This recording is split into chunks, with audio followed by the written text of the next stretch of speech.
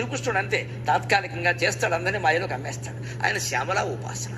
గీత విద్యానుయోగాతి తృష్ణేన కృష్ణేన సమారాధ్యసే. శ్యామలా దండకంలో కాళిదాస్ అంటాడు, గీత విద్యానుయోగాతి తృష్ణేన కృష్ణేన సంపూజ్యసే. భగవంతుడు శ్రీకృష్ణుడు ఒక్కసారిగా కొద్ది సమయంలో 2-2.5 గంటల్లో అంత భగవద్గీత ఎందుకు చెప్పగలిగాడు తక్కువ సమయంలో అంటే శ్యామలాదేవి ఆయన్ని ఆవేశించింది. అది శీఘ్ర ఫలసిద్ధి కలిగించేటువంటి వ్యవహారం. అందుకని వెంటనే కలుగుతుంది. గీత విద్య అనుయోగ అతి తృష్ణేన కృష్ణేన సంపూర్తిసి. ఆ కృష్ణుడు భగవద్గీత చెప్పడానికి నువ్వే కారణం కదమ్మా అన్నాడు కాళిదాసు. అది కృష్ణుడు కూడా చెప్పాడు. తర్వాత ఎప్పుడో మళ్ళీ అర్జునుడు భగవద్గీత మళ్ళీ చెప్పమంటే ఏమైనా రికార్డా టైప్ రికార్డా అని అడిగాడు ఆయన. ఒక మహాయోగ శక్తి నన్ను ఆవేశించి చెప్పానయ్యా, లేకపోతే నేనేమంటే చెప్పడానికి. ఆ మహాయోగ శక్తి శ్యామలాదేవి అని అశ్వమేధ పర్వంలో అర్జునుడు కృష్ణుడు చెబుతాడు. భారతం మొత్తం చదివితే తెలుస్తుంది. మహాయోగ శక్తులవి. ఆ శ్యామలే కృష్ణుడి యొక్క అంశకి మూలం.